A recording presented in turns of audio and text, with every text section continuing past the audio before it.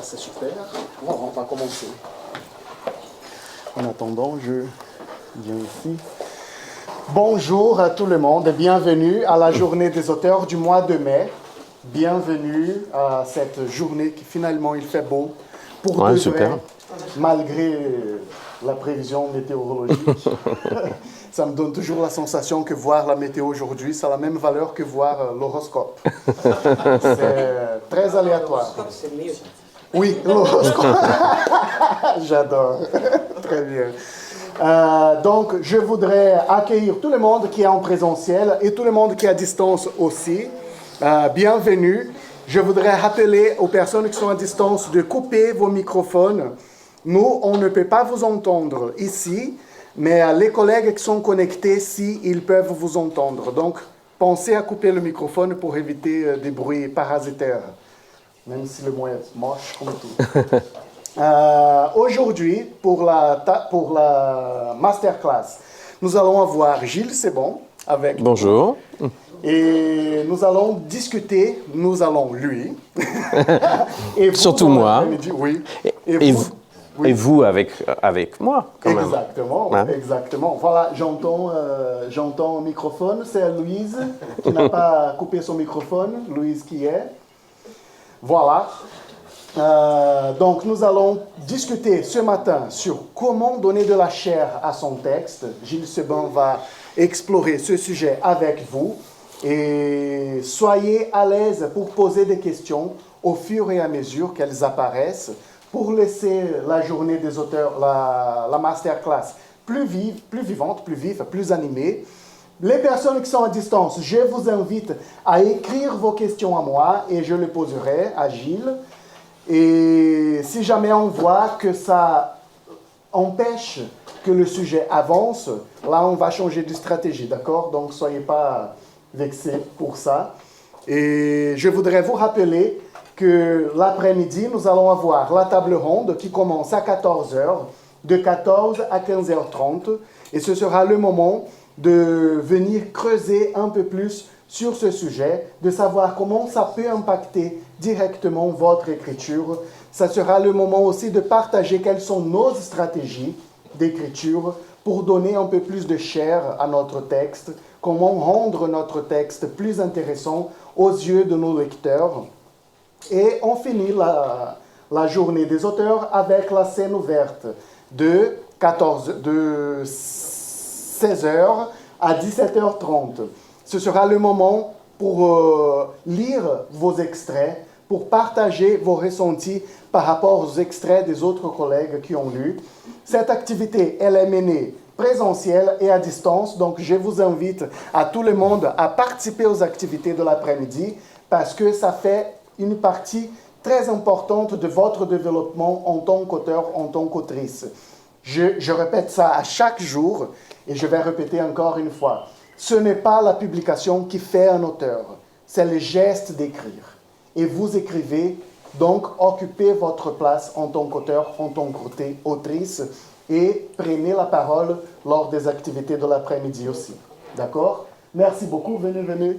Et je passe la parole à Gilles. Merci Guilherme. Alors, c'est une question de Guilherme à laquelle je réponds. C'est-à-dire que c'est pas... L'année dernière, je suis intervenu pour la masterclass sur créer un fil rouge, essayer de construire son roman, ou son récit, et c'était une proposition de ma part.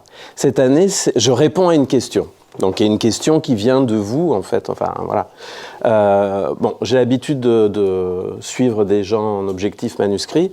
Donc, je sais que cette question de donner de la chair à son roman, c'est une question qui revient, même si elle est pas tellement formulée de cette manière-là. Elle est formulée de plein de manières différentes qu'on pourra voir, d'ailleurs. Parce que qu'est-ce que c'est, finalement de donner de la chair à son récit? C'est assez ironique que la question me soit posée à moi, parce que j'écris des livres courts. Et on m'a parfois reproché qu'ils soient trop courts. Et parfois, même, j'ai publié, notamment j'ai publié 2 livres sur un auteur, 2 sortes de biographies. Le premier livre était une plaquette, et le deuxième était beaucoup plus mastoc, avec beaucoup plus d'informations factuelles, etc., etc. Donc, c'était drôle de me poser la question à moi. Donc, ma réponse, ça va être en plusieurs temps, puisqu'on a un petit peu de temps. Mais la première chose que je vais vous dire, c'est que donner de la chair, c'est pas développer, c'est pas faire des pages. C'est pas, même si je comprends que ce soit une des premières questions qu'on se pose. Parce que je me suis remis, quand la question m'a été posée, et pour y répondre, je me suis remis dans l'idée, dans le souvenir des premiers moments d'écriture. C'est-à-dire au début, pas d'écriture exactement, parce qu'on commence par écrire des textes. Mais les premiers moments où j'ai voulu que ce soit un livre. Et c'est vrai que c'est à la fois très pertinent et idiot. La première chose à laquelle on pense quand on veut faire un livre, c'est que ça fasse un volume. D'ailleurs, le mot volume, il dit bien que ça doit faire une certaine épaisseur, quoi. Pourquoi ? Parce qu'en fait, quand on veut publier, on va adresser un manuscrit, et si on propose un roman, si on propose des nouvelles, en France, c'est compliqué, mais enfin, comme ce n'est pas une masterclass sur l'édition, je ne vais pas m'appesantir, mais les nouvelles en France, c'est pas simple à publier. Si on veut publier un roman, effectivement, il y a 1000 exceptions, mais voilà, en général, un éditeur attend que ça fasse un certain volume. Donc, c'est-à-dire, en gros, en dessous de 120 pages, on a du mal à considérer que 120 pages publiées, qui ne correspondent pas forcément à vos pages sur ordi ou vos pages manuscrites. Donc ça, il faut faire une conversion pour voir. Mais je me souviens du premier livre que j'ai publié, finalement. Il y avait une grande préoccupation du volume que ça créait pour m'adresser à un éditeur et pour que ce soit un livre. Donc, ça, je comprends que vous ayez ce souci. Et à vrai dire, la première réponse que je ferai à ça, c'est que le volume, vous l'aurez. C'est-à-dire que si vous explorez absolument, je parle de roman, sinon c'est autre chose, mais si vous explorez absolument ce que vous voulez traverser, l'univers que vous voulez décrire, etc., c'est un petit peu ça que je vais expliquer maintenant. De toute façon, vous aurez cette longueur, vous aurez ce volume. Donc ça, en fait, je m'en fous. C'est-à-dire que c'est pas ça la chair d'un roman. C'est comme une personne. C'est pas la silhouette, le galbe. C'est pas la grandeur. C'est une question de proportion. C'est pas une question. C'est une question de rapport des masses. Parce qu'un livre, c'est la création d'une forme. C'est que cette forme soit aboutie, soit absolument, absolument, évidemment que le absolument est de trop, mais soit harmonieuse, qu'il y ait quelque chose qui soit cohérent et qui soit abouti. Donc c'est plutôt là-dessus, et vous voyez que je pars complètement en live parce que on ne peut pas regarder les notes, ça n'a aucun intérêt. Pour justement aboutir à ces proportions, à cette harmonie, à ce développement, mais dans le bon sens du terme, on peut en passer quand même, on peut être plus précis et en passer par certains éléments qui, je l'ai remarqué en atelier, sont des grandes questions que se posent les participants. Donc, je ne peux pas être exhaustif. Je suis obligé de choisir des angles et tout ça, parce que sinon, il faut qu'on fasse un truc d'un an pour répondre à cette question.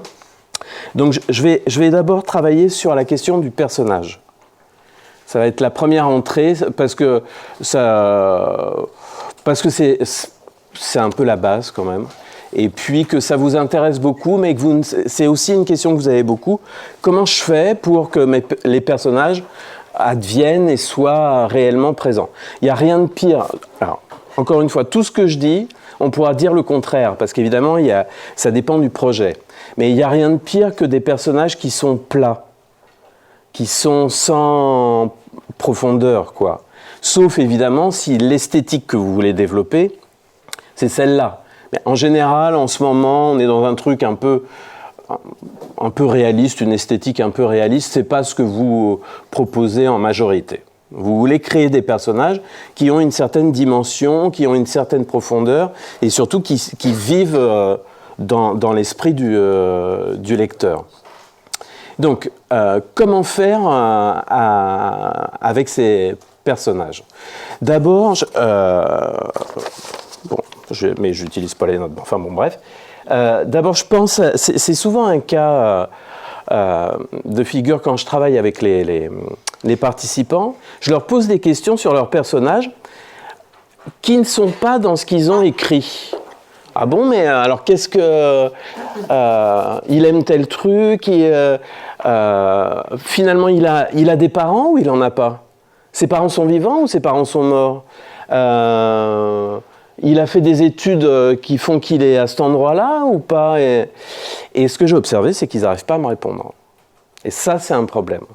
C'est-à-dire qu'il ne s'agit pas forcément de le dire, mais que vous ne le sachiez pas est une faute professionnelle. Sauf si, encore une fois, c'est dans votre projet. Alors, donc, comme Guillaume m'a dit, écoute, il faut s'appuyer sur des exemples et tout ça, et n'hésite pas à parler de toi. Je commence par parler de moi, puis après, j'arrêterai, j'espère, assez vite. Mais bon. Alors, et pour vous mettre à l'aise, j'ai pris un exemple, parce que je vais vous montrer un texte, vraiment pas très bon. Donc comme ça au moins, c'est pas avec ça que je compte passer à la postérité de toute façon. Je vous explique pour que vous compreniez un peu l'idée. Donc c'est un livre qui est inédit, c'est un roman policier, ça importe aussi dans ce que je vais vous raconter. Et c'est un roman policier qui se situe en Angleterre, avec pas mal d'éléments, mais entre autres, c'est pas l'élément principal, mais il y a un gang de mafia albanaise. Bon. Et donc mon éditrice, qui veille au grain, parce que moi les polars, ça m'intéresse pas pour le roman policier, ça m'intéresse pour autre chose. Donc le côté intrigue policière, ça me fait un peu chier, donc c'est pas ce que je développe le plus. Elle m'a dit, donc il y a ces personnages de jeunes mafieux albanais, et elle m'a dit, ça, d'accord, mais ils sont en Angleterre, ils sont jeunes, mais pourquoi ils sont devenus un peu importants dans la mafia? Ils viennent d'où? Mais qu'est-ce que c'est? Bon, là, je suis emmerdé, forcément. Donc, j'ai réfléchi, et qu'est-ce qu'on fait dans ces cas-là? Vous auriez fait quoi, vous? Je vous pose la question comme ça. J'ai le temps d'aller, hop, chercher mon café. Vous auriez fait quoi? On prend une bonne fiche personnage, et puis Ouais. on pense à ce bonhomme. D'accord, ouais. La presse, ouais. J'ai utilisé un peu des trucs sur Internet pour faire mon truc sur le gang. C'est quoi l'Albanie? Je serais allé voir l'Albanie. Je serais allé en Albanie. Alors, il ne s'agit pas du personnage principal. Donc il y a un investissement là énorme, il faut que ce soit le livre d'une vie. Ou alors il faut que ce soit... Je suis allé dans des pays faire des recherches et tout ça, mais le livre portait sur... Enfin, j'ai travaillé sur un peintre et des écrivains. Là, je suis allé voir sur place. Non, là, c'était un personnage un peu secondaire. Donc, j'ai pris contact avec un jeune Albanais qui avait été approché par la mafia et qui pouvait me raconter des choses là-dessus. Donc, on s'est vus. J'ai fait un entretien non enregistré parce que j'enregistre quand je veux redonner les propos de quelqu'un. Si j'enregistre des témoignages, voilà, ça a un sens parce que je veux vraiment me servir des paroles. Là, c'était vraiment c'était une série de questions que j'avais à lui poser et dans ces réponses, je pouvais essayer de construire un personnage, disons. C'était ça l'idée. Oui. Comment trouve-t-on un jeune Albanais approché par la mafia? Comme ça, je me dirais, ça se passe. Alors, la question, c'est comment trouve-t-on un jeune Albanais? Comment on peut répondre à ça? On a... C'est un petit peu... Non, alors je vais répondre.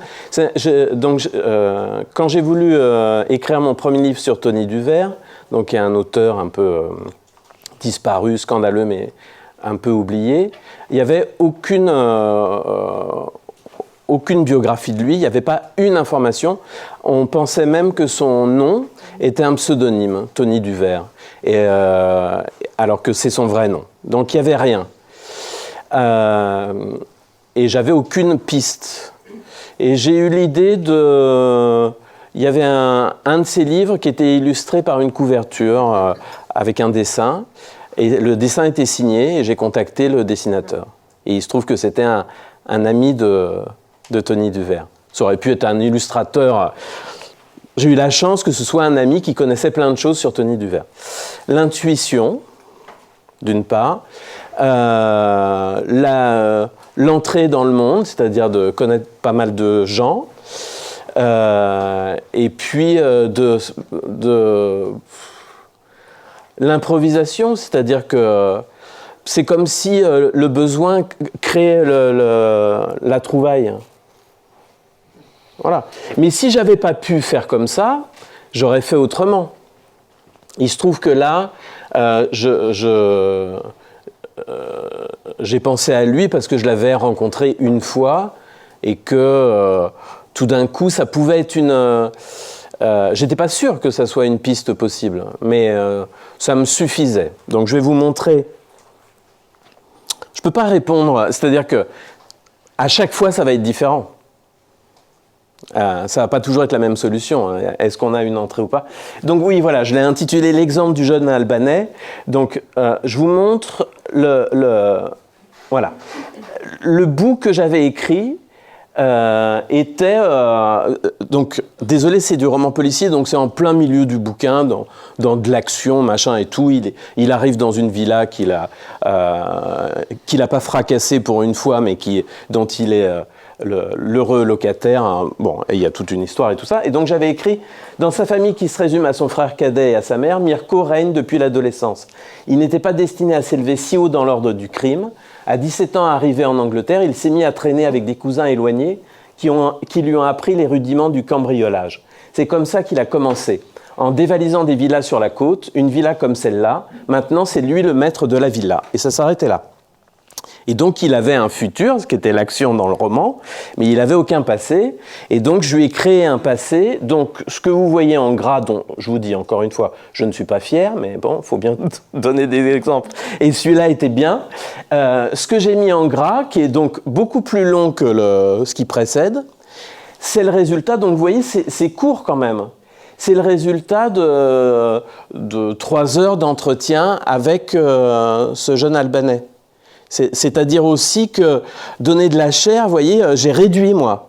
J'ai développé et en même temps j'ai réduit. Bon, je vous le lis, je suis désolé, c'est pas passionnant, mais pour que vous compreniez un peu comment aussi un entretien, une conversation devient un bout de narration, quoi. Il n'a que 26 ans, mais a l'impression d'avoir toute une vie derrière lui. À la mort accidentelle de son père quand il avait 14 ans, sa vie a basculé. Il habitait encore à Fir, sa ville natale, dont le nom prononcé dans sa nouvelle langue, puisque ça se passe en Angleterre, signifie peur. Et c'est cette peur qui précisément s'est abattue sur le jeune adolescent qui n'avait jamais manqué de rien. Son père possédait un magasin d'électroménager, peu de stock, liquidé pour payer des dettes, la ruine en quelques semaines. Sa mère, qui n'avait jamais fait que les élever, Adriane et lui, a été forcée de prendre un boulot de caissière dans une supérette. L'humiliation, la fin de l'école, les premiers jobs sous-payés, la fin parfois qui lui a fait jurer de ne plus avoir qu'un seul et unique objectif, devenir riche, devenir intouchable. Et là, j'avais un problème. Comment il arrive en Angleterre quand on est un jeune Albanais? Donc, la réponse. Et puis, la possibilité de partir.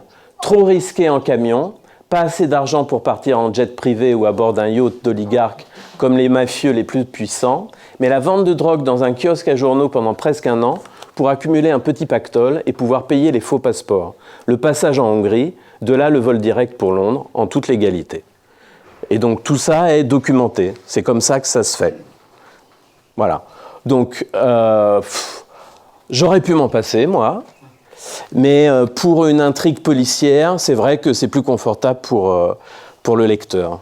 Donc voilà, j'aurais pas fait ça pour un autre type de livre.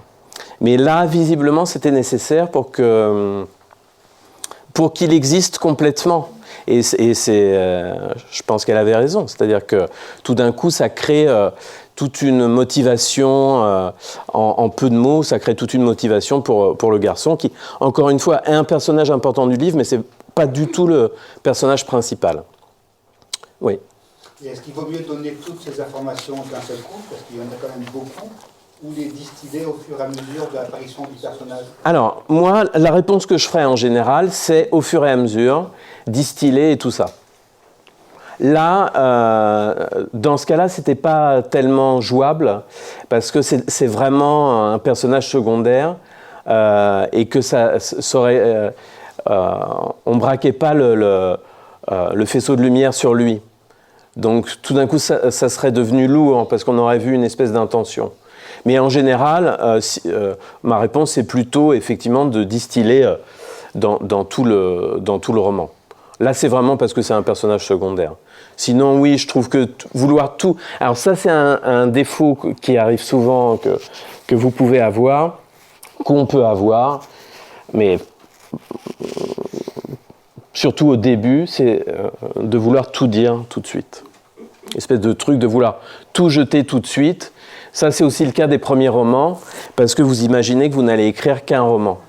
Donc, il faut vraiment voir le livre comme un livre.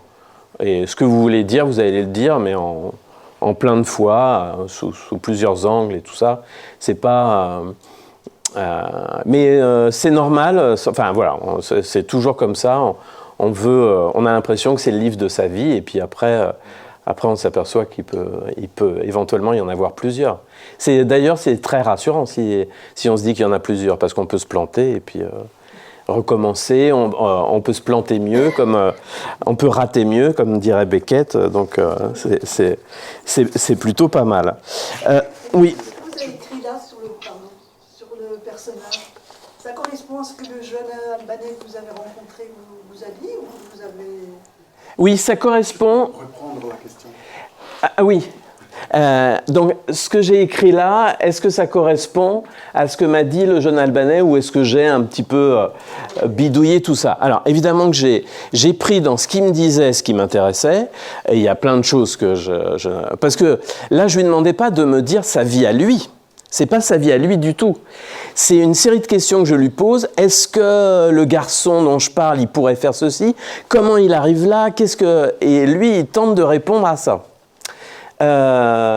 Mais la seule chose que j'invente ou que j'interprète, c'est qu'il m'a jamais dit que fear, parce que lui, c'est pas son problème, que fear, ça veut dire peur en anglais, puisque il est en France. Il se trouve que moi, mon histoire est en Angleterre. Au moment où j'ai donné le nom de la ville, je me suis dit c'est intéressant tout d'un coup de créer ce lien-là, peut-être parce que ça avait du sens. C'est là où vous intervenez aussi.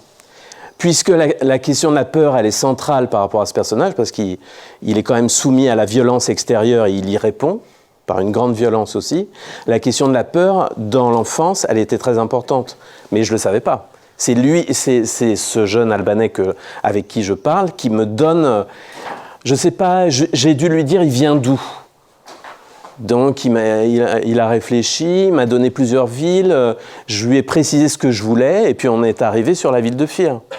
Et puis quand je suis rentré et que j'ai écrit, tout d'un coup je me suis dit, bah voilà, enfin je me suis pas dit, c'était évident que Fear, tout d'un coup ça me disait quelque chose. Donc ça veut dire aussi une autre chose, il faut rester, je reviens là pour vous, c'est qu'il faut être très attentif à ce qui se passe en nous quand on écrit. Il faut entendre ce qui se passe. Et si tout d'un coup un mot vous suggère quelque chose, il faut essayer de voir si ça va quelque part. Faut que vous soyez très à l'écoute de... je ne sais pas quel mot vous avez envie d'utiliser, de votre inconscient, de ce qui est un peu... c'est comme ça qu'on écrit bien. Hein. Et ça, malheureusement, vous repoussez souvent ça comme étant du n'importe quoi. Il faut vraiment l'accueillir et essayer de voir ce qu'on peut en faire. J'ai une question de Sophie Hadibois. Oui. Lui avez-vous dit à cet homme que vous écriviez un roman? Quelle légitimité a-t-on d'utiliser des bouts de vie des gens pour écrire? Alors, c'est pas du tout sa vie à lui, hein. Ça aurait pu être le cas. Ça me dérange pas du tout de le faire. Mais là, en l'occurrence, d'une part, il savait que j'étais écrivain, que j'avais ce projet de roman policier. il m'a très gentiment répondu comme on rend un service. Voilà. Là, il n'y a pas de problème de conscience parce qu'il n'y a rien de sa vie. Tout ce que j'ai lu là, ça n'est pas lui. La seule chose, ce qui le rendait légitime pour me donner des informations, c'est d'une part qu'il est jeune, qu'il vient d'Albanie, et qu'effectivement, comme à peu près tous les Albanais jeunes, il a été d'une manière ou d'une autre approché par la mafia, donc il sait un peu comment ça fonctionne, voilà. Mais ça ne dit rien sur cette personne parce qu'il n'a pas eu du tout cette vie-là. On a inventé ensemble la mère et la supérette, le fait que le père était mort, on a tout inventé. On a co-écrit ce petit passage. C'est-à-dire que dans notre dialogue, je posais des questions et ça l'amenait sur des pistes. Là-dessus, je le relançais, etc. Mais c'est pas du tout lui à son histoire que je connais un peu et qui ressemble pas du tout à ça. Mais ça me dérangerait pas d'écrire sur lui. Après, effectivement, je en parlerai. Mais ça, la déontologie sur... pardon, Sophie, elle est là. La déontologie sur ce qu'on écrit et sur les modèles, c'est toujours une question. Et de toute façon, vous vous retrouverez toujours face à des gens mécontents, même si vous avez écrit très positivement sur eux. Les problèmes ne sont jamais là où on les imaginait. C'est surtout dans le cas d'un polar, je me pose une question. On nous dit d'un côté toujours, quand on écrit, vous écrivez, vous faites ce que vous voulez, vous êtes... Et de l'autre côté, il faut que votre personnage, votre histoire soit crédible. Quel est, selon vous, c'est difficile de mesurer qu'est-ce qui est nécessaire dans la crédibilité pour pas que le lecteur s'ennuie. Qu'est-ce que ça veut dire vraiment ça? Alors, donc je répète, dans le cadre d'un polar, qu'est-ce qui fait que l'histoire va être crédible aux yeux du lecteur? Il y a beaucoup de choses que je pourrais répondre, je vais m'intéresser à des choses précises. Le plus important, c'est ce que j'appelle la mise en scène. C'est-à-dire que ce qui fait qu'un texte n'est pas crédible, qu'une histoire n'est pas crédible, c'est que c'est pas bien monté comme un film qui est mal monté, ça marche pas. C'est justement que les personnages, ils sont pas développés, donc on comprend pas. Ils sont un peu caricaturaux. Justement, ça va être le mafieux albanais type et tout ça, parce qu'en fait, il y a que le mot mafieux albanais, mais il y a rien derrière, quoi. En fait, on le connaît pas plus. L'auteur le connaît pas plus que le lecteur. Bon, ça, c'est pas pertinent, quoi. Donc ça, la crédibilité, elle vient de la mise en scène, vraiment, d'un travail. Mais comme un film, tout d'un coup, la même scène, ça va passer, ou alors ça va être vraiment catastrophique. C'est juste où est-ce que vous avez placé les caméras, si vous avez de l'argent, au pluriel. Le dialogue, Alors, donc, il y a la mise en scène, et puis malgré tout, dans le roman policier, il y a quand même une part de réalisme. Encore une fois, on peut être dans le fantastique, dans un polar, mais même là, il faut une petite base réaliste. Et la base réaliste, c'est pas de... Merci, parce que ça va me faire la transition avec le deuxième point. La base réaliste, c'est pas que tout soit dit, mettons, des personnages ou d'un lieu, mais c'est qu'il y ait des éléments qui sonnent justes. Quelques éléments qui sonnent extrêmement justes, aussi bien sur les personnages que sur le décor. Je parlerai de ça juste après la question ou l'intervention de Guilherme. Je pense que c'est une question qui peut être répondue avant que tu passes au prochain point. Ouais. C'est la question de Marianne.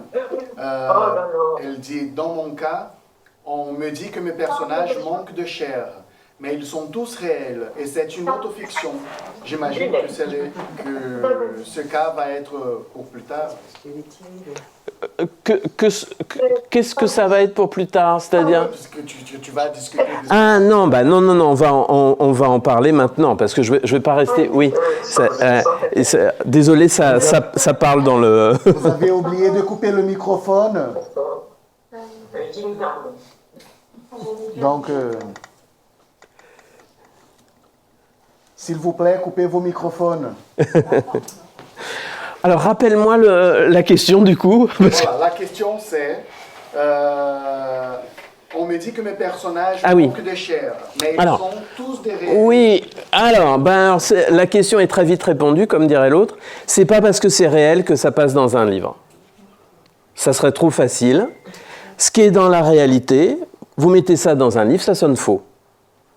Il y a une adaptation, il y a une transmutation, c'est ça l'écriture, qui fait que ça passe dans un livre. Vous ne pouvez pas prendre le réel et le mettre dans un livre, ça ne marche pas. Donc, si les personnages de l'autofiction manquent de chair, c'est pas parce qu'ils ne sont pas réels, c'est parce que ils sont plats. C'est-à-dire qu'il n'y a pas eu un choix de fait dans le réel. Il faut que vous vous sentiez absolument libre par rapport au réel. Vous ne devez rien au réel, vous ne devez rien à vos personnages, vous ne devez rien aux personnes, sauf si vous avez établi un contrat et qu'on vous a filé du fric pour faire la géographie de quelqu'un, mais vous ne devez rien à personne. Et donc, vous êtes capable de trahir tout. Et de commencer en trahissant le réel. Il n'y a pas d'écriture sans trahison. C'est pas possible qu'il y ait de l'écriture sans trahison, puisque vous établissez un choix. Que ce choix trahit la vérité d'une personne, trahit tout et peut-être même votre réalité à vous. C'est à ce prix qu'il y a une forme qui va naître. Donc, vraiment, la réalité à partir de laquelle vous écrivez n'est pas une garantie. Il y a des personnages entièrement inventés qui sont beaucoup plus puissants et justes et vivants que des évocations. Sinon, on s'assoit, on écrit ma mère faisait de la couture quand j'étais petit, et puis c'est génial. Non, ma mère, elle existe. Bon, ça suffit pas. Ça suffit pas, ça. C'est pas de l'écriture.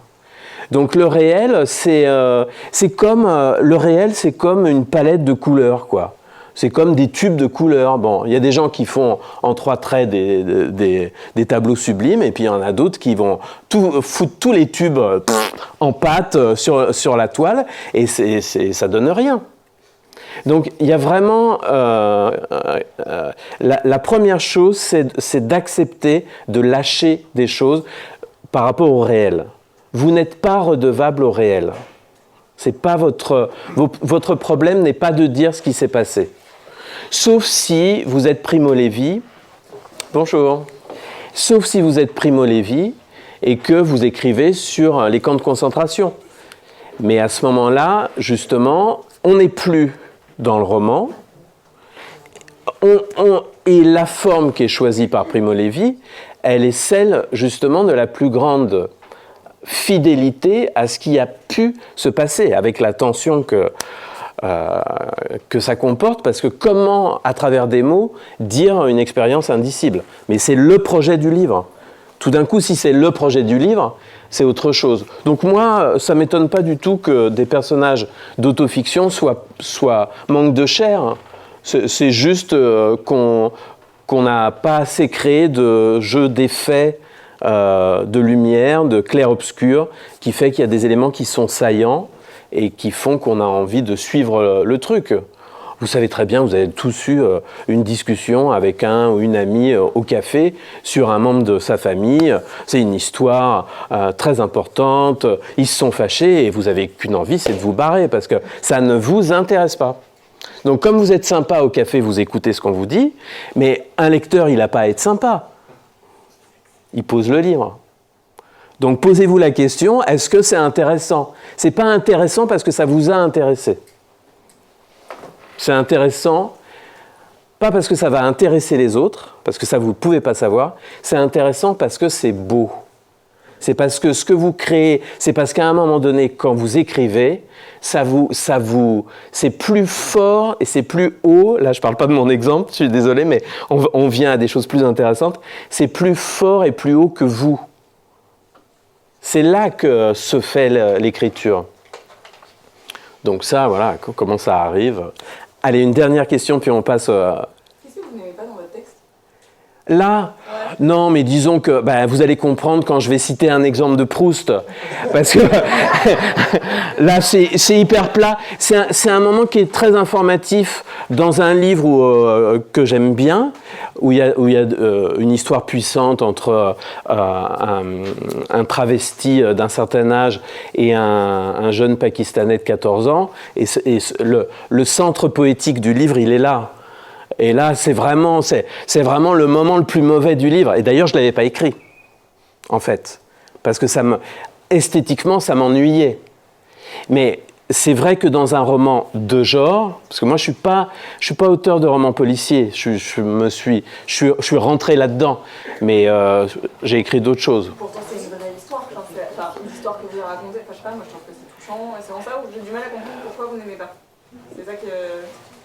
Disons que ça manquait un peu de lyrisme, quoi. Si j'avais dû vous présenter un extrait, si j'étais en rencontre littéraire et que j'avais choisi un extrait de ce roman, j'aurais choisi 1000 extraits et surtout pas celui-là. Parce que vous n'avez qu'à vous imaginer, justement, en rencontre littéraire, devant des gens, et vous voulez leur lire un passage. C'est compliqué parce que les gens n'ont pas lu le bouquin, donc c'est vraiment, il faut créer un effet en 20 lignes, et donc il faut que ça tienne tout seul. Il y a des moments où ça tient tout seul, là il n'y a pas d'écriture vraiment. Donc voilà, c'est ça, il n'y a pas d'écriture, c'est le service minimum. Mais en même temps, ça se justifiait parce que c'était un moment où il n'y avait pas à en avoir. C'est comme des ornementations dans une architecture. Si tout est ornemental, si tout est décoré, c'est l'enfer, quoi. Il faut aussi qu'il y ait des choses un peu plus nues. Quand c'est un peu plus nu et que c'est dans la lecture, ça ne se voit pas. Mais si moi je ne lis que ça devant vous, c'est un peu nu. Donc voilà, c'est tout. C'est pas que je ne l'aime pas, c'est que je ne me présenterai pas pour faire une lecture avec ça, quoi. Mais là, c'est vraiment... Ça tombait bien, parce que l'histoire de comment on fait avec un personnage, avant, après, la rencontre, le réel et tout ça, c'était un bon exemple. Donc, comme à l'âge que j'ai, l'ego est moins fort, j'en passe par là. Mais vous allez voir, on peut faire mieux. Donc, le deuxième tu gères le temps, hein. Vous dites qu'il faut créer des jeux d'effets. Donc, on fait comment? D'effets de lumière et d'ombre.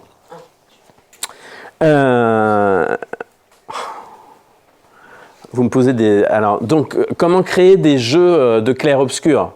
Bon, je vais répondre très simplement. Vous faites des choix. C'est-à-dire que créer des effets d'ombre et de lumière, ça veut dire ne pas mettre le même éclairage sur tout. Vous pouvez, par exemple, résumer 10 ans de vie en une phrase. Vous attachez pendant 1 page et demie à un instant. Par exemple, dans le même livre, je raconte l'enlèvement du jeune Pakistanais par le gang, vous allez finir par connaître le livre, par le gang d'Albanais pour des raisons diverses et variées. Et en fait, je fais la scène plusieurs fois. J'ai piqué l'idée à Joyce Carol Oates, je vous le dis. C'est-à-dire que la scène, l'enlèvement a lieu et est vu une première fois du point de vue du travesti, qui était avec le garçon sur un parking de supermarché. Et la scène est vue une deuxième fois avec un petit retour en arrière où les mafieux se préparent jusqu'au moment où ils enlèvent le garçon pakistanais et on a la suite et de la travestie qui reste seule sur le parking et des mafieux qui emmènent le garçon. Donc, je passe beaucoup de temps sur cet événement, très rapide, beaucoup de pages. C'est une manière de créer une lumière extraordinaire sur un moment, alors qu'il y a plein d'autres moments où ça va très vite sur des choses qui sont plus étendues dans la durée. Donc j'y reviendrai parce que si on a le temps, je parlerai de la temporalité. Donc le deuxième point, il s'agit de décor. Donc je voulais vous parler d'une autrice. Donc c'est pas la peine à la fin de me demander quel livre vous pourriez lire d'elle. Je n'en ai lu aucun. Je vais vous expliquer. Donc il s'agit, il y a le visuel de son livre, donc je le mets d'abord. Donc, il s'agit d'Elizabeth George, qui est connue comme autrice ou auteur, ou ce que vous voulez, de polar. Et elle a écrit 2 livres Alors d'habitude, j'en lis pas. Je sais pas pourquoi. Bon, des fois, il y a des trucs qui me viennent comme ça. Non, mais c'est les participants n'arrêtent pas de me parler de livres sur l'écriture, comment écrire, mon atelier d'écriture et tout. Donc à force, ça déteint. Et je suis tombé là-dessus. On m'avait parlé d'Elisabeth Georges, que je n'ai pas lu, puisque je lis pas de romans policiers. Et donc, je me suis dit, tiens, je vais regarder. Qu'est-ce qu'elle a à dire, quoi. Elle a fait des ateliers d'écriture et c'est à la fois la suite de ses ateliers et en même temps, c'est son expérience d'auteur de romans policiers. Et j'ai trouvé que c'était intéressant parce qu'elle parlait du décor et elle est américaine, mais elle situe apparemment toutes ses intrigues en Angleterre. Et donc, pour elle, il y a une étape très importante qui est un voyage, ou plusieurs, mais un voyage qu'elle fait, un voyage préparatoire, dans le lieu qu'elle veut, où elle veut situer son action, dont elle ne sait pas forcément grand-chose au départ. Et donc j'ai relevé cette citation qui me semblait intéressante. « Voyager me permet d'étudier avec précision la région où va se dérouler l'histoire. Le paysage regorge de détails et donc de possibilités infinies que Google Earth est bien incapable de restituer. » Donc elle veut aller sur le terrain. Elle va entrer dans son histoire par le décor. Mon travail sur le terrain se fait en 2 temps. Je choisis parmi une myriade de détails ceux qui vont mettre en lumière l'histoire et je cherche une liste d'endroits pouvant accueillir différentes scènes du roman. Bon, là, je ne vous l'ai pas reproduit, mais enfin, si, je voulais peut-être reproduire. Je ne sais plus si j'ai mis une 2e page avec des... Si, oui, je vous montrerai. Donc, je vous termine de lire le truc et puis je vous montre les photos. Le principal est de n'arriver avec aucune idée préconçue sur la façon dont je pourrais utiliser ces éléments. Donc, c'est d'abord une sorte de grammaire du lieu. Et cette grammaire du lieu, tout d'un coup, articule pour elle quelque... Je fais comme ça avec les mains, là, désolé. Je fais comme ça avec les mains parce que les lieux peuvent être hyper distants. Et tout d'un coup, elle va les rapprocher parce que ça dit une histoire. Donc une maison ici, une falaise là, c'est pas du tout au même endroit, mais tout d'un coup, elle les met ensemble. C'est le cas inverse. J'étais, comme je suis un peu zinzin, j'avais vu une série anglaise il y a quelques années, policière, qui s'intitule Broadchurch, et en fait, l'essentiel des décors. Donc c'est une série qui se passe dans une ville, un petit port, hein. Mais bon, on voit quand même, on a l'impression que ça se passe dans différents endroits quand même. Et donc je suis allé dans la ville qui s'appelle pas Broadchurch, mais le nom West Coast, enfin je sais plus comment ça s'appelle. Et j'ai eu la surprise en fait que ce qui paraissait assez grand dans la série est en fait entièrement regroupé. Donc ils ont fait l'inverse. C'est-à-dire que la plupart des décors de la série sont concentrés sur on peut tout voir d'un coup d'œil. Et dans la série, chaque lieu est indépendant. Donc on peut jouer sur l'arrangement du décor. C'est un peu l'idée. Et donc, et aussi que le décor nous donne l'histoire. Alors, voilà comment elle reproduit ça. Donc, elle prend des petites photos comme ça. Voilà ce qu'elle dit. Regardez à présent les photographies 10 et 11. Je descendrai après. Hein. Résultat de mes petites fouilles autour du cottage. Plus je regardais la maison, plus j'étais certaine de pouvoir l'utiliser, car elle soulevait un certain nombre de questions. Ce qui est toujours bon signe quand on construit un roman. Effectivement, mais des questions à soi-même déjà. C'est-à-dire que si soi-même on n'est pas intéressé, on ne va pas intéresser un lecteur. Qui vit ici ? Pourquoi cette personne a-t-elle choisi un endroit aussi isolé ? Est-ce une résidence permanente, une maison de vacances ? Est-elle occupée à cet instant même ? En fait, le premier... Enfin bon, désolé, ça va être un peu tarte à la crème, ce que je vais dire là, mais... Enfin, l'expression, mais... Vous êtes votre premier lecteur, et pour un roman policier, particulièrement, mais c'est valable pour le reste, l'histoire, vous la racontez à vous d'abord, et même presque à vous seulement. Et donc, et même si on fait une autofiction, si on fait... un roman familial, on se pose de toute façon la question de ce qui va se passer. On se pose aussi des questions sur soi-même. C'est l'occasion d'une introspection. Donc, je pense qu'un livre, l'écriture d'un livre, c'est une somme de réponses à des questions, si vous voulez. C'est une recherche. Donc une recherche, ça part de questions. Merci. Oui, j'avais une question, c'est est-ce que en allant sur les lieux, est-ce qu'elle a déjà une idée un peu globale de son intrigue ou elle a vraiment pas d'idée de ce qu'elle va raconter? Je pense qu'elle est ouverte, je pense qu'elle a une idée qu'elle va transformer. C'est-à-dire qu'elle va faire jouer son idée dans le lieu. Alors bon, je vais vous... Un petit truc personnel, mais je voulais... Donc, j'avais jamais écrit de roman policier, j'avais envie d'écrire un roman policier, mais je n'avais rien. Je n'avais aucune histoire, j'avais rien. Vraiment, j'avais rien. Ça a duré pendant 4-5 ans, j'avais rien, j'avais juste l'envie, c'est tout. Et j'avais une seule idée, c'était un personnage qui est dans une allée très belle d'hôpital psychiatrique. C'est tout ce que j'avais, vraiment. Donc voilà, on ne fait rien avec ça. Donc un lieu. Et puis j'en ai parlé à une amie qui suit un peu mon écriture et elle m'a dit « mais je ne comprends pas, si, c'est mieux que rien, pourquoi tu ne commences pas avec cette allée ?» Et j'ai écrit 5 volumes. À partir d'un type que je ne connaissais pas, dans une allée d'hôpital psychiatrique que j'avais vue, quoi. Et c'était quoi la question? C'était, est-ce qu'on a une idée un peu de l'intrigue avant d'aller sur voilà. Pas forcément.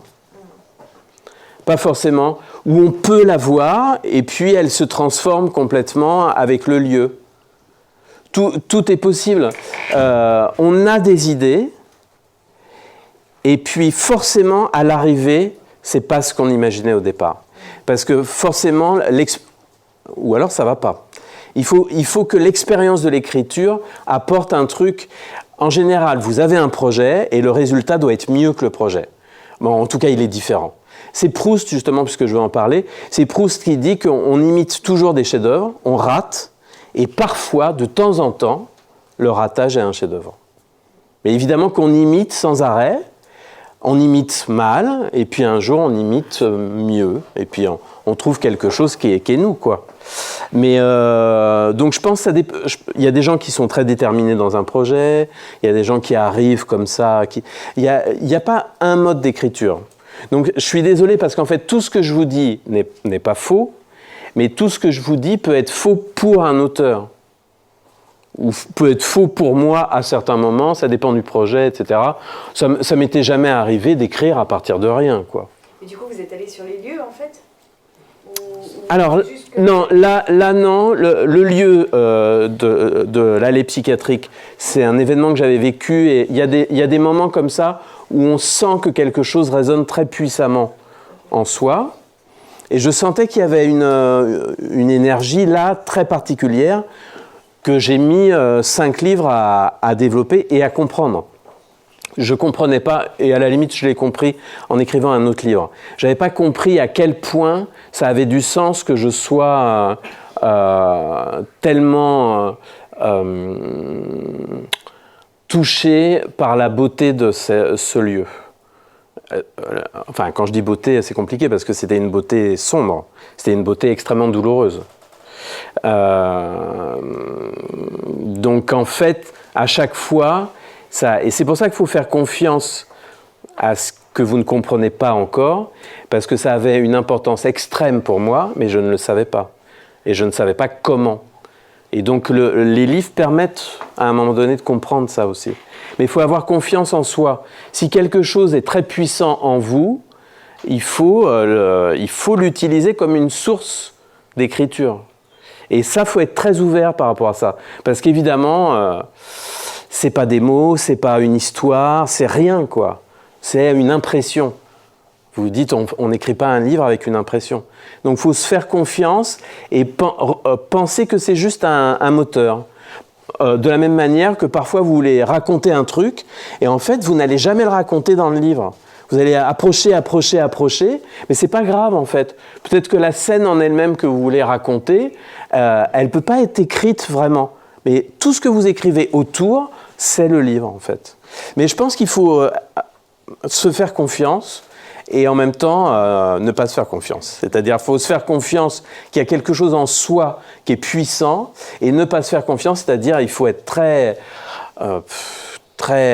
exigeant, enfin je n'aime pas le mot exigeant, mais faut vraiment se voir comme un autre et pas hésiter et pas exister, j'allais dire. Le lapsus. Faut pas trop, faut exister très puissamment, mais pas trop exister. Faut lâcher un peu l'ego. Sinon, il y aura plus que ça sur le devant, et c'est pas ça qu'on cherche. On cherche une émotion. Oh. Alors, bon, j'en viens. Tu pourrais, j'ai éteint mon téléphone. Tu pourrais me dire un peu l'heure qu'il est, parce que je l'ai pas là. Il est 11h22. Donc j'ai combien de temps encore? Tu as encore jusqu'à midi. Bon, ça va. On est bon. Si tu continues dans la dynamique de questions-réponses, tu as jusqu'à midi. Si tu décides de changer la dynamique, tu as... Non, je vais continuer comme ça avec vos questions et puis on se réservera peut-être 10 minutes pour des questions qui ne sont pas forcément des questions par rapport à ce que j'ai dit, mais qui sont des questions que vous vous posez sur l'écriture, mettons. Un conseil, c'est que tu développes ton point et que tu fasses un petit moment de questions à la fin du point. Voilà. Comme ça, tu peux avancer jusqu'au bout. Ça marche. Alors, je vous parle de Proust parce que là, on entre dans le dur, n'est-ce pas? C'est autre chose. Mais c'est aussi donc un exemple sur la question du développement, de la chair et tout ça. Et ça va nous amener sur la question de la temporalité aussi. Donc, Proust a écrit une grande œuvre, vous le savez, à la recherche du temps perdu, et il a galéré. Et donc, et notamment pour l'épisode le plus célèbre de la recherche du temps perdu, qui est donc l'épisode de la Madeleine, qu'il n'a pas écrit en une fois. Donc, c'est ce que je voudrais vous montrer. Donc, il a écrit un livre qui a été publié bien après sa mort, donc de façon posthume, qui s'intitule Contre Sainte-Beuve, où il commence à approcher son projet, mais vraiment de loin, parce que ça ne ressemble pas du tout à la recherche du temps perdu, quoi. Et notamment, il écrit l'épisode de ce qui n'est pas encore, vous allez le comprendre, l'épisode de la Madeleine. Donc je vous le lis, c'est pas très long, il faudra que je descende encore un peu, mais l'épisode est assez court justement. C'est intéressant de voir que Proust, qui est connu un peu faussement, mais bon, on va voir quand même, pour justement développer même à l'intérieur de la phrase, vous allez voir comment il part de quelque chose et comment sa trouvaille, puisque le moment où il commence vraiment la recherche, c'est le moment où il trouve enfin son style, ça vient de loin. Donc je vous lis cet extrait. « L'autre soir, étant rentré glacé par la neige et ne pouvant me réchauffer comme je m'étais mis à lire dans ma chambre sous la lampe, ma vieille cuisinière me proposa de me faire une tasse de thé, dont je ne prends jamais. Et le hasard fit qu'elle m'apporta quelques tranches de pain grillé. Je fis tremper le pain grillé dans la tasse de thé, et au moment où je mis le pain grillé dans ma bouche et où j'eus la sensation de son amollissement pénétré d'un goût de thé contre mon palais, je ressentis un trouble, des odeurs de géranium, d'oranger, une sensation d'extraordinaire lumière, de bonheur.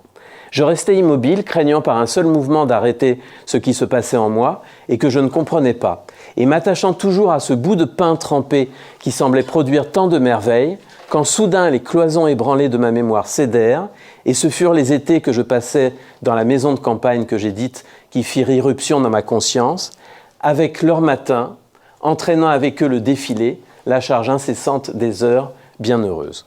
C'est ça l'épisode de la Madeleine, qui n'est pas une Madeleine. Et quand on sait l'importance de la forme de la Madeleine dans le texte final, on se dit qu'il y a un monde, quoi, il y a une trouvaille. Je ne vous ai pas mis tout l'extrait de l'épisode de la Madeleine, et vous allez voir déjà qu'à l'œil nu, c'est un peu plus long. D'accord? Bon, voilà. Et c'est qu'un bout. Donc, Proust était connu pour utiliser ce qu'il appelait des paperoles. Donc il écrivait de façon manuscrite et il voulait ajouter des choses, tout le temps des choses. C'est pour ça que donner de la chair à son roman, ça convenait particulièrement bien. Et donc il collait sur le côté, je ne sais plus si j'ai foutu le visuel. Non. Il collait partout, sur le côté, des bouts de papier qui se dépliaient. Et si vous regardez le manuscrit de la recherche, c'est plein de feuilles avec des trucs qui se déplient dans tous les sens, qui s'appellent les paperoles, un enfer pour ensuite établir une édition, quoi. Et c'est tous les ajouts, il ajoutait sans arrêt, dans une œuvre où en fait il avait écrit plus ou moins la fin dès le début. Et donc il nourrissait l'intérieur des volumes sans arrêt, dans une sorte d'expansion. Donc, bon, on a un peu de temps, on va quand même prendre le plaisir de ce texte, parce que c'est quand même, voilà, sublime. Donc, c'est pas tout... si vous voyez, ça démarre par « et tout d'un coup, le souvenir m'est apparu », donc ça correspond à quasiment la fin de l'autre texte, quoi. C'est-à-dire que vous allez voir que ce qui développe, c'était mis en 4-5 lignes, et ça devient ça. « Et tout d'un coup, le souvenir m'est apparu ». Ce goût, c'était celui du petit morceau de madeleine que le dimanche matin à Combray, parce que ce jour-là, je ne sortais pas avant l'heure de la messe, quand j'allais lui dire bonjour dans sa chambre, ma tante Léonie m'offrait, après l'avoir trempée dans son infusion de thé ou de tilleul. La vue de la petite Madeleine ne m'avait rien rappelé avant que je n'y eusse goûté. Peut-être parce que, en ayant souvent aperçu depuis, sans en manger, sur les tablettes des pâtissiers leur image, avait quitté ses jours de Combray, pour se lier à d'autres, plus récents. Peut-être parce que de ces souvenirs abandonnés si longtemps hors de la mémoire, rien ne survivait. Tout s'était désagrégé. Les formes, et celles aussi du petit coquillage de pâtisserie, si grassement sensuel, sous son plissage sévère et dévot, s'étaient abolies ou ensommeillées, avaient perdu la force d'expansion qui leur eût permis de rejoindre la conscience. Mais quand d'un passé ancien rien ne subsiste après la mort des êtres, après la destruction des choses, seul, plus frêle mais plus vivace, plus immatérielle, plus persistante, plus fidèle. L'odeur et la saveur restent encore longtemps, comme des âmes, à se rappeler, à attendre, à espérer, sur la ruine de tout le reste, à porter sans fléchir sur leurs gouttelettes presque impalpables l'édifice immense du souvenir. Et dès que je reconnus le goût du morceau de madeleine trempé dans le tilleul que me donnait ma tante, quoique je ne susse pas encore et dusse remettre à bien plus tard de découvrir pourquoi ce souvenir me rendait si heureux, aussitôt la vieille maison grise sur la rue, où était sa chambre, vint comme un décor de théâtre, s'appliquer au petit pavillon donnant sur le jardin qu'on avait construit pour mes parents sur ses derrières, ce pan tronqué que seul j'avais revu jusque-là. Et avec la maison, la ville, depuis le matin jusqu'au soir, et par tous les temps, la place où on m'envoyait avant déjeuner, les rues où j'allais faire des courses, les chemins qu'on prenait si le temps était beau. Et comme dans ce jeu où les Japonais s'amusent à tremper dans un bol de porcelaine rempli d'eau de petits morceaux de papier jusque-là indistincts, qui à peine y sont-ils plongés s'étirent, se contournent, se colorent, se différencient, deviennent des fleurs, des maisons, des personnages consistants et reconnaissables. De même, maintenant, toutes les fleurs de notre jardin et celles du parc de Swann et les nymphéas de la Vivonne et les bonnes gens du village et leurs petits logis et l'église et tout Combray et ses environs, tout cela qui prend forme et solidité est sorti, ville et jardin, de ma tasse de thé. Voilà, c'est ça, donner de la chair à son roman. Donc, vous aurez compris que l'expansion, elle a lieu déjà dans la phrase. C'est-à-dire que, vous voyez bien, il démarre un peu sec, hein, et tout d'un coup, le souvenir m'est apparu. Et puis là, la vue de la petite Madeleine, vous voyez, il n'y a plus que des virgules, des points-virgules, des incises avec les tirets. Ça s'étend. Et ce qui est magnifique, c'est que ça s'étend comme les petits morceaux de papier pliés se déploient, japonais, se déploient comme des paysages. C'est cette image-là. Et puis, il y a la trouvaille mais il faudra en faire des heures, là où le pain grillé n'était pas extrêmement poétique, la madeleine, qui est très sexuelle et qui est une forme très complexe, apporte quelque chose de très puissant. Vous voyez comment on peut, à quel point on peut se trouver soi-même, et à quel point il a trouvé quelque chose qui était là. L'expérience, elle était là, le texte était là, et pourtant, vous voyez, le premier extrait est beau, mais vous voyez la différence entre les deux. Il y a un souffle qui arrive dans le deuxième qui est irremplaçable. Alors ça nous amène, n'est-ce pas? Non, pas tout à fait là encore. Ça nous amène à la question du temps. Parce que j'ai observé que dans le cours de votre écriture, je dis vous, voilà, parce que j'ai fait pas mal d'ateliers où je suivais des manuscrits, vous avez souvent des problèmes d'emploi des temps.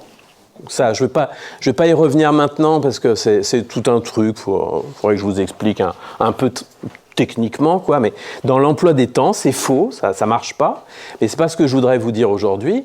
Je voudrais vous dire que travailler sur la temporalité, travailler sur la chronologie, le déploiement, je dis la chronologie, mais ça peut être justement des allers-retours et tout ça, ça crée une chair. Vous pouvez créer un effet mais comme dans un tableau, il peut y avoir une perspective, il peut y avoir une profondeur qui fait que ça donne une dimension. La dimension, et Proust est l'exemple même de ça, il a donné une extrême profondeur grâce au temps. Et il était extrêmement sensible au temps, justement. Donc je voudrais vous donner lecture, je l'ai pas reproduit, mais vous donner lecture d'un petit extrait d'article qu'il a écrit sur Flaubert. Donc ça s'intitule « À propos du style de Flaubert ». C'est un article qui est paru dans la NRF en 1920. Et il parle de l'emploi des temps chez Flaubert. Voilà ce qu'il dit. « Je ne me lasserai pas de faire remarquer les mérites aujourd'hui si contestés de Flaubert. L'un de ceux qui me touche le plus, parce que j'y retrouve l'aboutissement de modestes recherches que j'ai faites, est qu'il sait donner avec maîtrise l'impression du temps. L'impression du temps. C'est la chair du roman, elle est là aussi, dans le sentiment d'une épaisseur temporelle. Et ça, à la limite, vous pouvez donner l'impression du temps en 120 pages mieux qu'en 300. C'est pas le nombre de pages qui fait que on a cette impression du temps. À mon avis, la chose la plus belle de l'éducation sentimentale, continue-t-il, ce n'est pas une phrase, mais un blanc. Flaubert vient de décrire, de rapporter pendant de longues pages les actions les plus menues de Frédéric Moreau. Frédéric voit un agent marcher avec son épée sur un insurgé qui tombe, et donc je cite, « Et Frédéric béant reconnut Sénécal. Ici un blanc, un énorme blanc, et sans l'ombre d'une transition, donc après plein de pages de développement, soudain la mesure du temps devenant, au lieu de quart d'heure, des années, des décades, et il cite, « Et Frédéric béant reconnut Sénécal. Il voyagea. Il connut la mélancolie des paquebots, les froids réveils sous la tente. Il revint. » Donc il vient de faire des pages et des pages où il développe une action, et en une ligne et demie, il raconte des années de la suite du portrait de son personnage. Là, il crée un effet. Et donc, vous voyez, ce n'est pas une question de longueur, c'est une question d'utilisation des temps. Tout d'un coup, il fait c'est ce qu'on appelle un résumé, hein, parce qu'il y a le résumé, il y a la scène. La scène, on développe plus longuement quelque chose qui se déroule rapidement. Le résumé, on évoque plus rapidement que ça n'aurait eu lieu. Enfin, plus rapidement en écriture que ça n'a eu lieu dans le temps. Donc, par exemple, là, typiquement, il voyagea, il connut la mélancolie des paquebots, les froids réveils sous la tente, il revint. On ne peut pas faire plus résumé que ça. Et l'intérêt, c'est qu'il y a un tel contraste avec tout le développement sur des pages et des pages de ce qui se passe avant, qu'il y a un effet tout d'un coup énorme de contraste de temporalité. Et là, vous créez quelque chose de fort. Donc avec le temps, on peut vraiment créer quelque chose. En fait, ce que vous dites, c'est l'ellipse. Oui, absolument. Alors là, oui, c'est elliptique. C'est un résumé, quoi. Oui,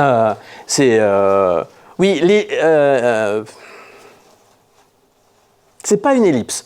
L'ellipse, si vous racontez un truc, un mec va être tué, on voit pas la scène de meurtre, et puis on passe à... Le cadavre est là, les flics sont là, il y a une ellipse du moment qui devrait être racontée. Mais là aussi. Non, là, la scène est racontée, mais à extrême vitesse. S'il y avait ellipse, on n'aurait pas le voyage.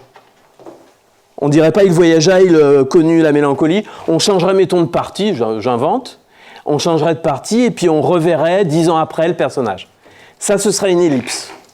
Là, le passage est traité, mais effectivement, c'est hyper elliptique.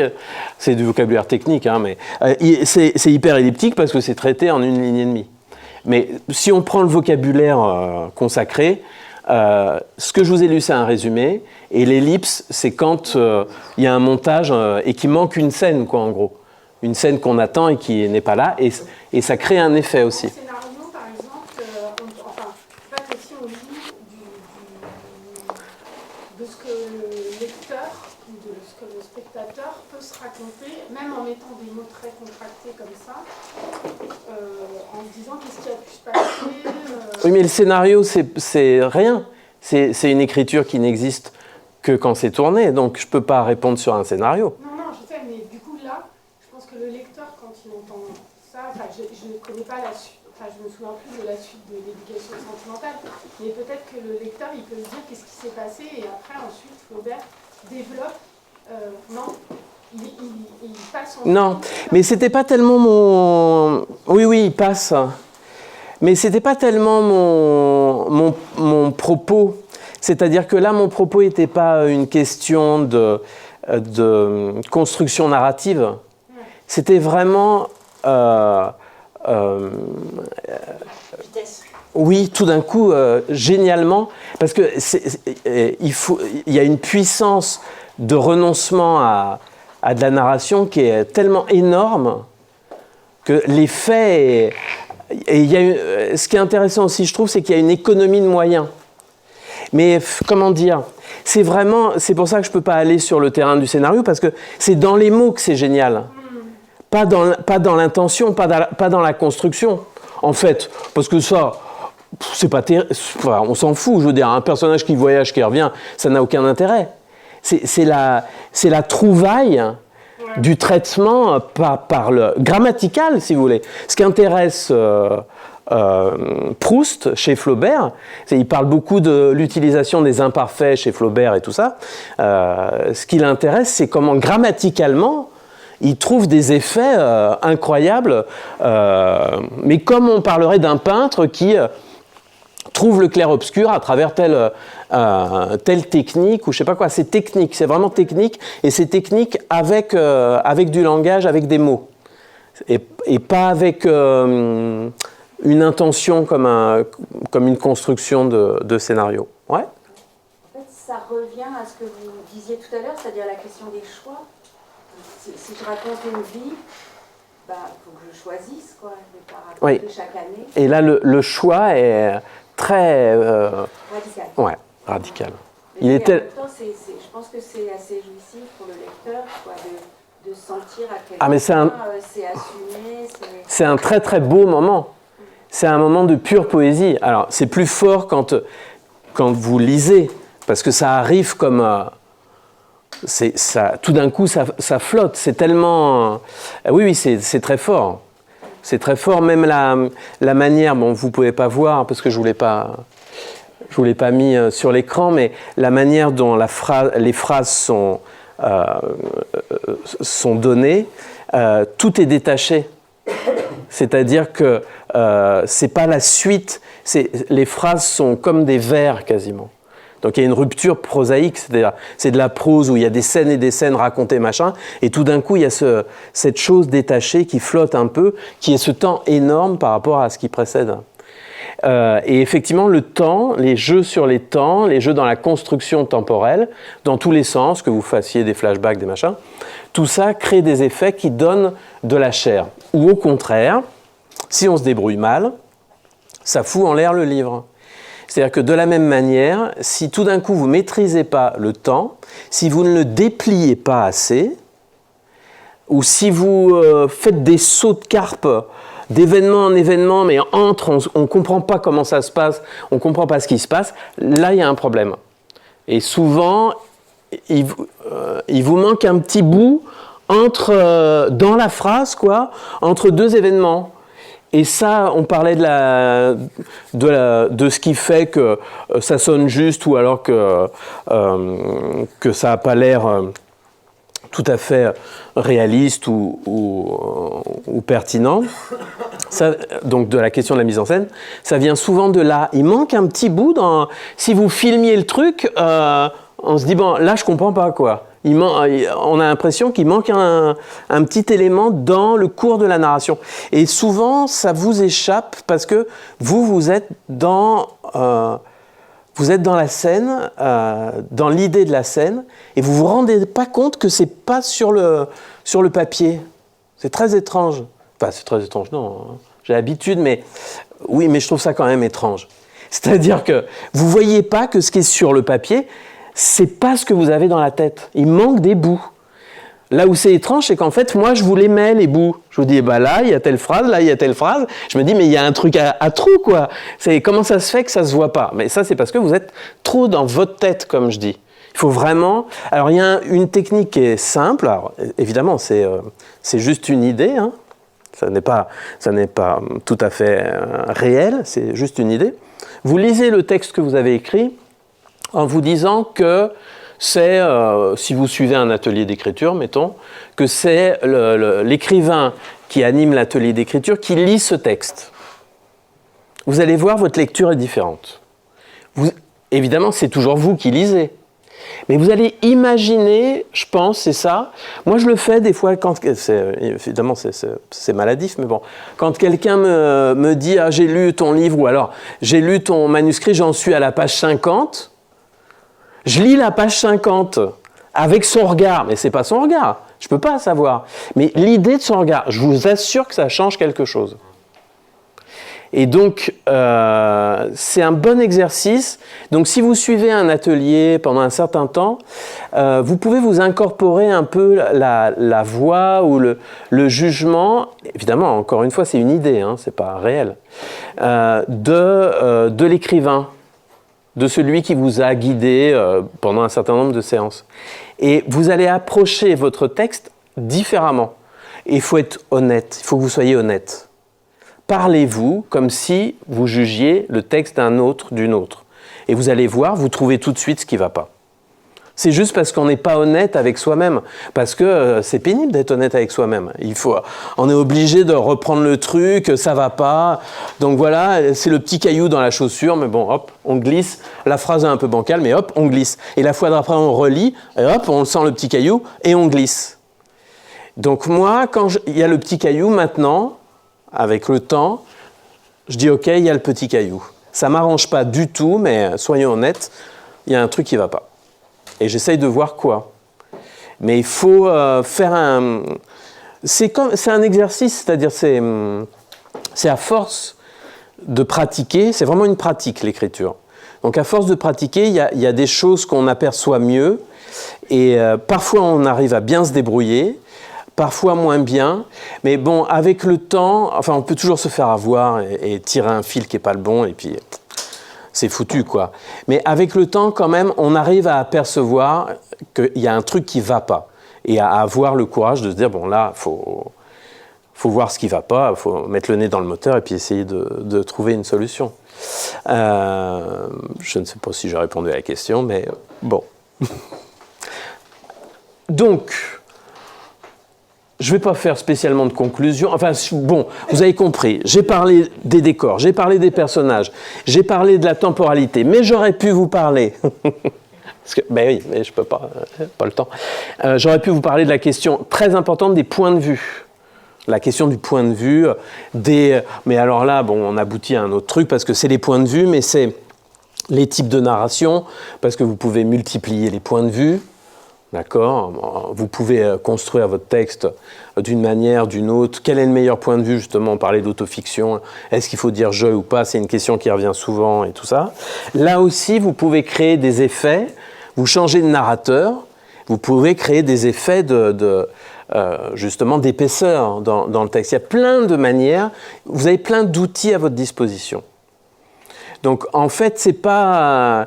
Si je voulais faire une conclusion par rapport à tout ce que je vous ai raconté, c'est simplement donner de la chair à son texte, c'est pas développer. Voilà. C'est bien des choses, mais c'est pas faire plus long. Ça peut donner que c'est plus long, mais le but, c'est pas que ce soit plus long. C'est une conséquence. Non, parce que sinon, il n'y a plus que la conséquence et il n'y a pas ce qu'on veut. C'est-à-dire, c'est ce que j'appelle du blabla, quoi. C'est-à-dire que il y a des pages et des pages, mais il n'y a toujours pas de chair. Malheureusement, le nombre de pages ne suffit pas à donner de la chair à son texte.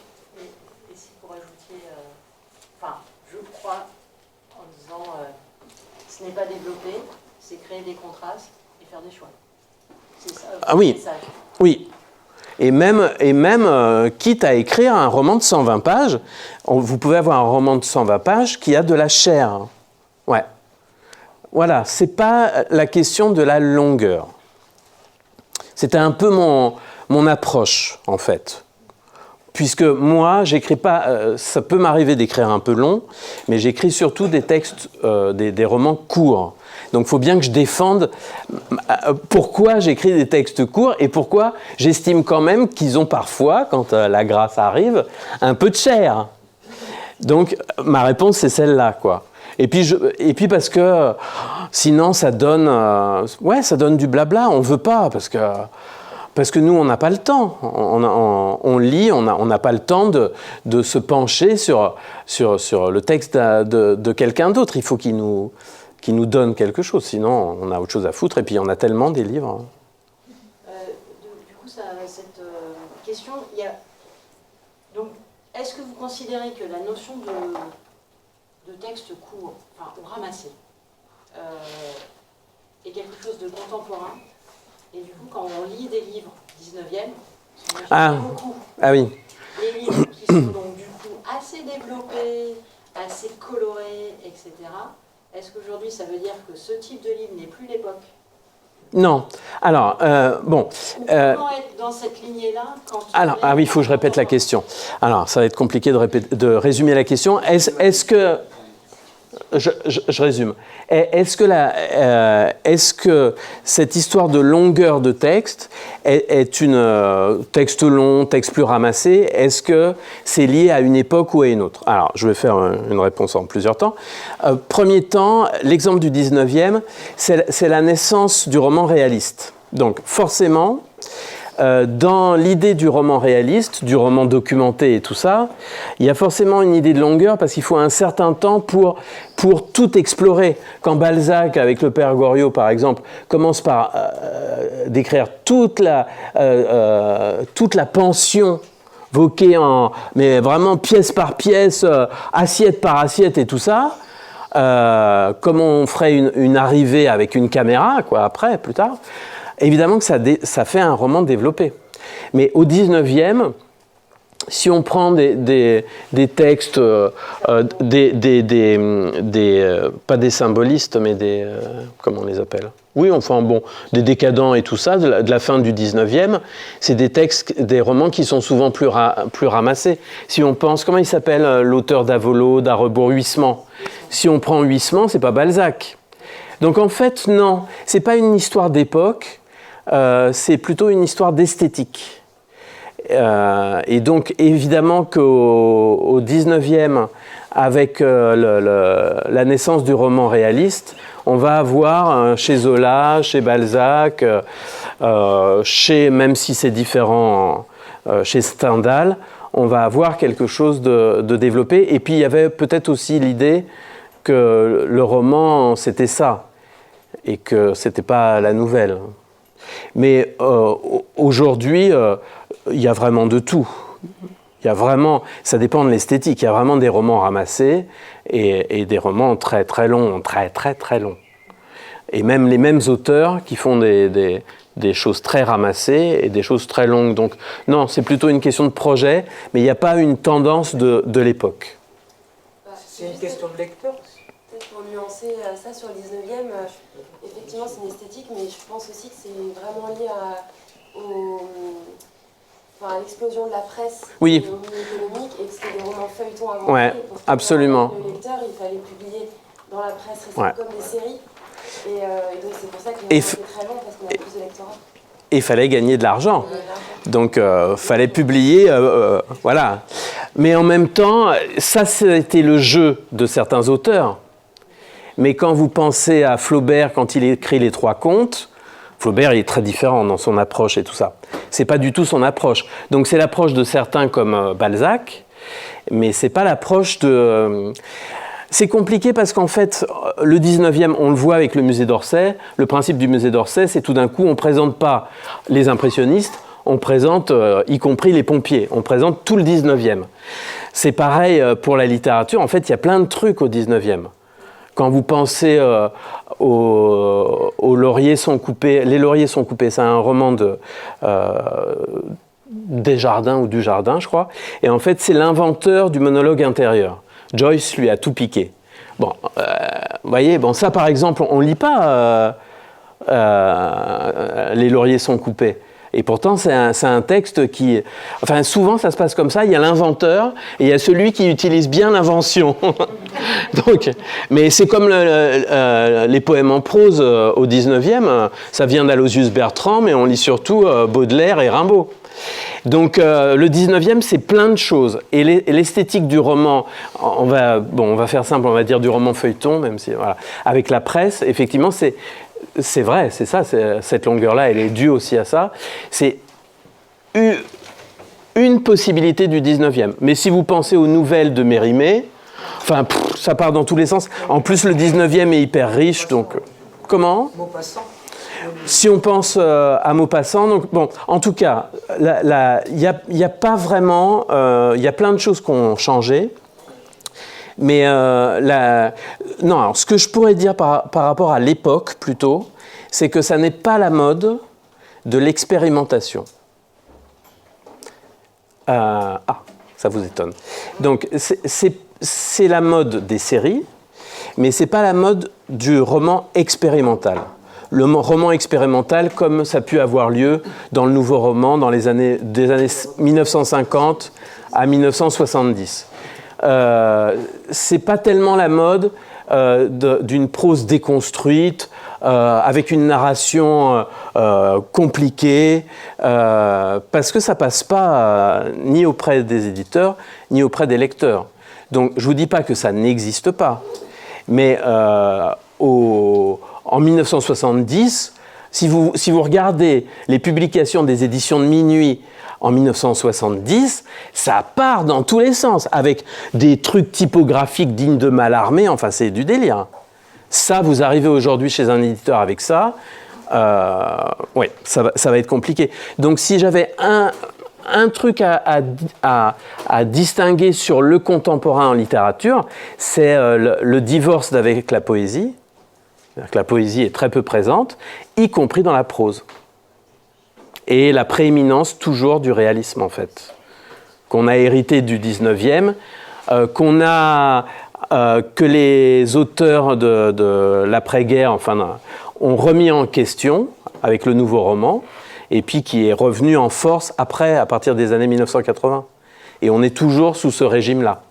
C'est bien d'avoir conscience qu'on est dans un temps, dans une époque, et que dans cette époque, il y a une attente, et que ce n'est pas l'attente d'il y a 50 ans, que ce n'est pas l'attente dans 50 ans, j'imagine, même si là-dessus, on n'a pas une vision très, très claire. D'accord. Pour donner de la chair donc, au roman, est-ce que ça suffit, les dialogues des personnages, comme au théâtre, par exemple? Ah, alors, rien ne suffit, mais ça peut être une piste. Alors, je serais plus large que les dialogues. Je dirais la voix des personnages. C'est très important, effectivement, si jamais ils parlent, que ce soit dans un dialogue ou que ce soit dans des propos rapportés et tout ça, que leur voix soit juste, que ça ne soit pas tout à fait votre voix.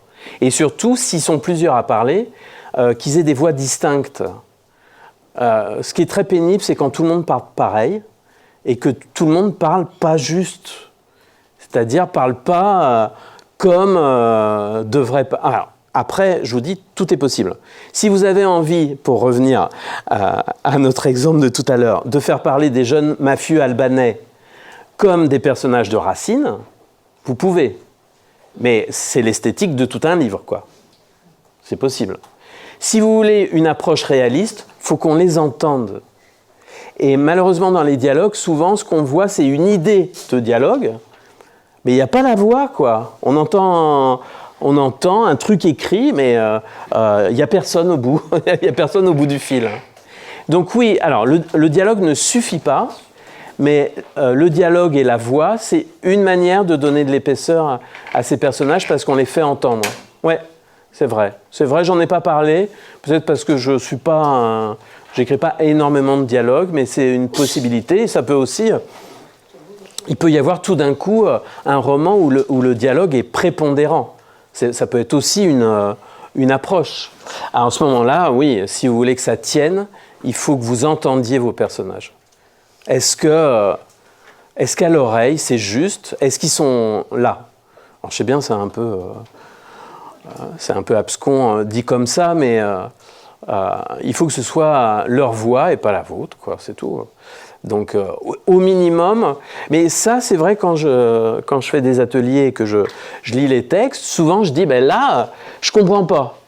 Tel mot dans la bouche de tel personnage, pourquoi? Est-ce qu'elle peut dire ça? Est-ce qu'il peut dire ça? Ah, bah oui, c'est vrai, t'as raison. Bah oui, c'est pas possible, quoi. Ça va pas. Ça ne... Mais prenez quelqu'un que vous connaissez et mettez-lui des phrases dans la bouche qui ne lui correspondent pas pour voir. Vous allez voir, ça ne marche pas. Ou au contraire, peut-être c'est plus pertinent, essayez par rapport à quelqu'un que vous connaissez ou quelqu'un que vous connaissez autrement que personnellement, essayez de faire une phrase de dialogue dont vous imaginez qu'elle est dite par lui ou elle. Ça marche ou vraiment ça ne marche pas? Je pense que la voix c'est très important, et la voix c'est aussi, c'est vraiment l'écriture. Est-ce que vous, dans l'écriture, vous avez trouvé une voix? C'est ça en fait, le plus important de tout, c'est la voix de la narration. Est-ce qu'il y a une voix dans le texte? Les propositions... Merci, heureusement que Guillaume veille. Alors, on m'a demandé 2 propositions d'écriture. C'est peut-être ce que vous allez faire cet après-midi? Non. Donc c'est pour vous. Alors, évidemment, c'est voilà, des propositions d'écriture comme dans un atelier qui seraient liées aux propos qu'on a pu avoir. Donc, j'ai imaginé 2 choses différentes. Donc, comme Guillaume m'avait parlé de la question du quotidien, que c'était aussi une question qui revenait souvent, ça, le quotidien, j'ai imaginé ça, décrivez une activité quotidienne. Donc, j'ai mis des exemples, mais n'y voyez pas un message caché. C'est vraiment innocent. Faire la vaisselle, prendre sa douche, aller faire ses courses, enfin n'importe quoi de votre journée, de quotidien. D'abord en une phrase, vous le faites. Puis en un texte de 20 à 30 lignes. Si vous racontez que vous prenez votre douche, vous dites « je prends ma douche » et ensuite vous écrivez 30 lignes où vous prenez votre douche, histoire de rire un coup. Il va bien falloir que vous entriez dans les détails. Et oui. Ça, c'est un bon moyen d'explorer ce que j'appelle donc la scène. C'est-à-dire, vous vous inscrivez, vous plongez dans le temps, et puis vous essayez de voir comment vous vous débrouillez à l'intérieur d'un moment. Même, ça pourrait être d'un instant. Bon, je ne suis pas vache, on va dire d'un moment. Et la deuxième proposition, c'est la suivante. Tentez de vous souvenir d'une sensation de plaisir intense, dans le sens le plus large du terme, et mettez-la comme vous pouvez en mots. Le plaisir intense, c'est tout, c'est rien, c'est difficile. Il va sans doute falloir que vous utilisiez des métaphores et des comparaisons pour partager ce moment. Là, je voulais vous faire travailler un peu sur les images et finalement sur la part poétique qu'il peut y avoir dans une prose, dans une narration.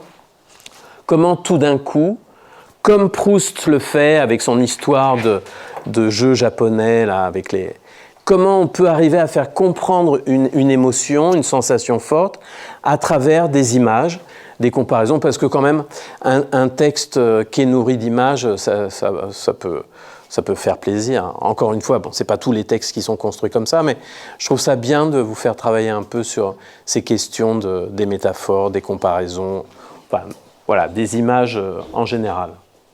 Voilà les deux propositions d'écriture. Alors, Guilherme, je te laisse reprendre la parole. Oui, voilà. Donc, merci Gilles pour cette masterclass. Merci à vous. Merci. Donc, si je peux résumer la masterclass dans une seule idée qui concentre toutes les informations, c'est donner de la chair à un texte, n'est pas augmenter la quantité de texte. Exactement. C'est donner de la chair à l'histoire. C'est étoffer l'histoire par la page. Oui. Voilà. L'histoire, les personnages, etc. Oui. Merci. Merci. Donc, je vous invite à... ce document, il a été envoyé à toutes les personnes qui se sont inscrites, y compris vous. Donc, même les deux consignes d'écriture, vous pouvez les retrouver dans votre mail. Je vous invite à nous rejoindre pour les activités de l'après-midi, à 14h présentiel et à distance, pour les personnes qui sont à distance. De 14h à 15h30, la table ronde. Nous allons approfondir sur cette thématique. Et de 15h30, de 16h à 17h30, nous allons avoir la scène ouverte où vous allez pouvoir lire un extrait de votre texte ou commenter l'extrait d'un texte d'un collègue. Voilà. Je vous souhaite une belle pause et à bientôt. Merci. Merci. Merci, Guillaume.